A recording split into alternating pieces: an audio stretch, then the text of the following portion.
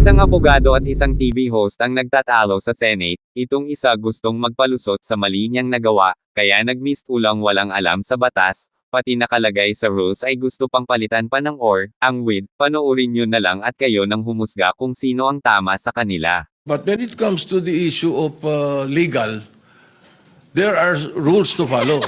So let me start with what the minority leader said as far as the Blue Ribbon Committee is concerned and the order. Malinaw sa rules natin. A witness cited in contempt may be ordered by detained in such a place as may be designated by the committee alone or andun yung or with the concurrence of the Senate President by either A, one detention order. So it's the Senate President has the power to do that. Unang-una, Mr. President, sa rule, verbal lehis. Kapag ka very clear, plain interpretation, clear po yun. You do not interpret. Ang sinabi po sa Rule 6, a witness in contempt may be ordered detained in such a place may be designated by the committee alone. Alone. Ibig sabihin po, yung committee lang. Ano yung with? Kasama. With concurrence of the Senate President. Hindi nakalagay or the Senate President. So you ask all the lawyers here, they will tell you, ang ibig sabihin nito, pwedeng kumuha ng concurrence or pwedeng hindi. Yun yung or. Hindi po to committee or the Senate President. That's why if you go to the last paragraph, the order may be lifted by the chairman with the concurrence of the Senate President. The Senate President cannot lift ang nakalagay doon with the concurrence. Hindi rin pwedeng yung committee. So, na-violate po rules natin because it was not the committee alone. Ang Witness Protection Program, ang pagkakaalam ko, magkakaroon ng immunity from criminal prosecution. So, kung natatakot sila sa kanilang security, billion-billion ang pera nila eh. Ang dami nila pwedeng bayaran security guard eh. Kahit 1,000 security guard, kaya nila eh. Bakit kailangan ang gobyerno? Ay galit na ang mga tao dahil hindi nga natin malaman kung ilan yan, kung nangyari nga yan, kung sila nga yan, hindi po ba? Kaya we were just trying to be prudent. Konting konting hinay. Huwag yung sasabihin natin. Kaya sabi ko, ba't tayo nagmamadali? I'm not pertaining to any senator. Bakit, sana do not feel alluded to if I don't mention your name. Di ba? And then, state witness, there is no other direct evidence available for proper prosecution eh. So, it is not applicable to the Discayas. At saka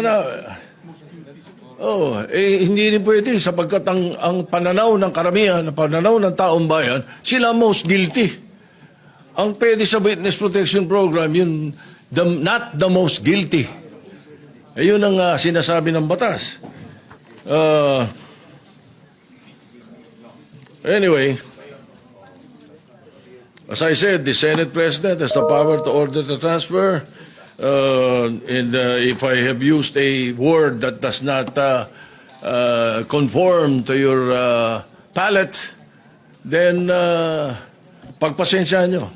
Pag ganun, bagkat karamihan ng binanggit ko, opinion ko. Kung ako ini-interview ng media, I always, as far as I'm concerned, tell the truth. Pag ang media kausap mo taong bayan eh. Ganun yun. Kaya iniiwasan ko na hindi ako magsabi ng totoo. Kung opinion ko hiningi, binibigay ko opinion ko, hindi ko tinatago. So if you don't like my opinion, I'm sorry, Mr. President. But that's how it is. Thank you. Yeah, Mr. President. Okay. Let me go now to the Witness Protection Program. Let me first mention, I love the humility of the Senate President in the sense na sinabi niyang opinion niya yon, and of course the Constitution guarantees him his opinion. But let us remember, Senator Tito Soto before Monday gave the opinion of a senator. But after Monday, he's giving the opinion of the Senate President. There's a thin line between the opinion of the Senate President for the Senate and the opinion of Senator Tito Soto. Both are valid. He always studies, he always knows what he's talking about. But magkaiba po yun eh. Magkaiba yung dinidebate ko siya sa opinion niya at yung opinion ng Senate President bilang Pangulo ng Senado. So for example po, Mr. President, and let me address then Senator Kiko, although in a sense it's none of my business because he was manifesting that in the Blue Ribbon Committee. Iba po ang Witness Protection Program, Section 3 admission in the program. Iba po yung Section 10 state witness. Iba po yung Section 17 discharge of a state witness.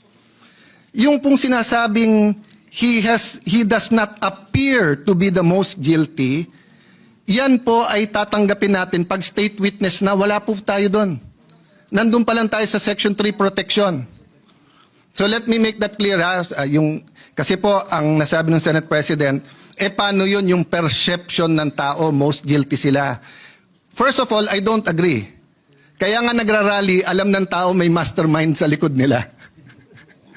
Di ba? Napakagaling naman ng Diskaya na pati BICAM, pati budget, pati everything, sila ba nagpapatakbo ng gobyernong Pilipinas? Di ba? They probably could be one of the most guilty na may kasama sila, pero it is very much possible na may mastermind behind them. At hindi lang po sila ang may ghost. So kung sila ang mastermind, then ibig sabihin, for example, Wow, Sims, etc. Ibig sabihin nun, kasama din sila. Pero kung ginagawa din ng Sims yun, ginagawa din ng Wawaw, maaring individual racket yun, maaring meron pong mastermind. Maaring nasa DPWH yung mastermind. Maaring nandito sa Senado, maaring nasa Kongreso. Maaring napakataas ng posisyon. Hindi ko po alam. But assuming for the sake of argument, perception ng tao. Ang perception po is not reality. Trabaho natin to find reality para mabago yung perception. So papakawalan po natin ang possible witness kasi tingin ng tao siya ang most guilty. So, halimbawa po kay Napoles, if there was someone most guilty, wag na natin habulin kasi tingin ng tao siya most guilty. Dapat kinabul natin. No? Ngayon, siya mukhang most guilty, siya yung nakakulong. What's my point, Mr. President? Bakit nag-react si Senator Marcoleta? If I may, Senator, I cannot speak for you, but you're my good friend. Mr. Senate President, siya lang naman ang mamadali kaya siya tinamaan. Pero tama na magdali siya, bakit buhay Pag sinabi ng isang witness that his life is in danger, whether we agree with that witness or not, we have to protect their lives. Kahit payag tayo o hindi. Kahit tingin natin nagsisinungaling o hindi. Bakit po? Okay, number one, wala pong magnanakaw na hindi sinungaling. Kaya nga ang kapatid ng magnanakaw ay sinungaling. Bakit po? Ghost Project. Pinirmahan mo na may project So nagsinungaling ka na may project kasi wala Di ba? Ninakaw mo, hindi sa'yo yon. Pinalabas mo sa'yo, nagsinungaling ka na. So magkapatid po yun. Hindi nga magkapatid, it's the same person. So pagka nahuli, hindi ka agad aamin yan. Magsisinungaling muna yan. Hindi ako yan. There is a process and a time, and tama po si Senate President, tama po the esteemed Senator Kiko, dumaan sa proseso. Ang problema natin, ayaw natin sa proseso. Protection pa lang, sinasabi nila, papatayin sila. So pagka yan, binigyan mo ng protection, kasunod na doon, sandali lang, ano ba alam mo? So question, paano yan baka magsinungaling? Hindi po. Bakit? Sabi po sa Section B ng Section 3, Section B, his testimony can be substantially corroborated on material points. So again, quoting Senator Lacson, may resibo. But quoting myself, hindi peke na resibo, hindi ghost receipts. So ibig sabihin po, pagkatapos mo bigyan ng proteksyon, papupuntahin mo ngayon sa DOJ. Doon mo na pakakantahin. Doon mo na i-assess. Bakit importante to? Kasi pag nakita ng SIMS, nakita ng Wawaw na may kumakanta na, mag-uunahan na yan sa DOJ kung sino ang kakanta. Parang karaoke yan. Pag hindi pa naka-on at wala pang may hawak ng mic, walang gustong kumanta. Pag kinuha na ang mic at kinanta na yung My Way, agawan na sa mic yon. Habang walang kumakanta kung sino ang mastermind dito, wala, liligawin po tayo. Ngayon, I feel for the Senate President. If part of him feels we're wasting time, may I admit, Mr. Senate President, dear colleagues, part of me feels that we might be wasting time. Bakit? Instead of using this to find the mastermind. Senator Lacson, I appreciate what you've been doing. Having said that, let's go back to the rules. Pag binigyan mo ng protection ng mga diskaya at hindi sila magsabi ng totoo, that can be corroborated in material points. I-discharge mo sila, bahala sila sa buhay nila. Pero may mga techniques yan.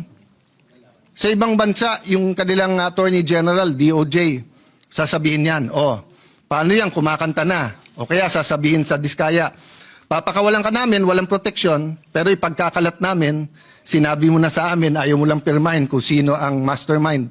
So, there are different techniques that are legal to ferret out the truth. Pero hindi naman pwede pong, sabi nga ni Senator Escudero pag binanggit ang congressman, hindi credible. Pag binanggit ang senador, credible. Pag binanggit 2022, papunta ngayong credible, hindi binanggit.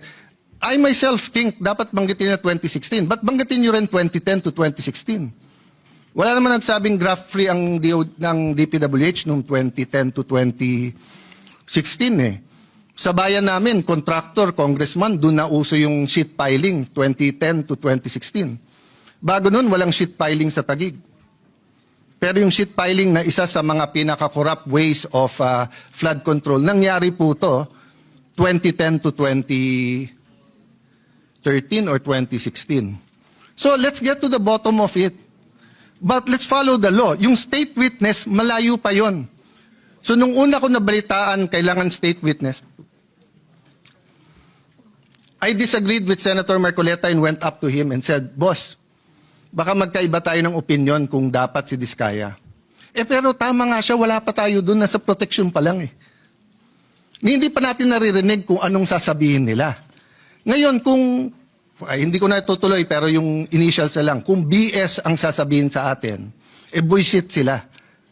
I-release mo sila ulit.